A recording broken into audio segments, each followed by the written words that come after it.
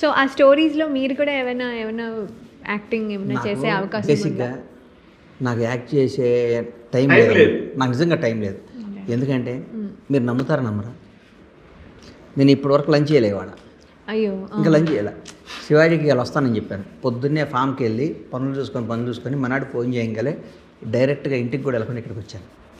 అందుకని నేను యాక్ట్ చేస్తే అమ్మా, నేను ఒక 1000 మందికి రెస్పాన్సిబిలిటీ. ఇప్పుడు నా దగ్గర 1000 మంది వర్క్ చేస్తారు. నేను షూటింగ్లో యాక్ట్ చేసుకుంటూ కూర్చుంటే నా వ్యాపారం ఎంత దెబ్బతింది అనుకోండి. భగవంతుడు ఇచ్చిన అవకాశం తప్పవద్దని చేస్తా. కొన్ని నాకు మనసుకు నచ్చి ఈ వేషం చేస్తే బాగుంటుంది అన్నప్పుడు, ఎందుకంటే నేను ఆడియన్స్ నేను చేపిస్తా. ఎందుకంటే మంచి ఇప్పుడు చిరంజీవి గారి సినిమా యాక్ట్ చేస్తున్నాను, చిరంజీవి గారి సినిమా యాక్ట్ చేస్తున్నాను. నలుగురు ఎదురు నేను చేయట్లేదు, మనసుకు నచ్చి సినిమా చేస్తే బాగుంటుంది అన్న ఫీలింగ్. ఎందుకంటే మనం ఆర్టిస్ట్ అవ్వటం అనేది మన జీవితంలో ఒక పెద్ద డ్రీమ్ కదమ్మా.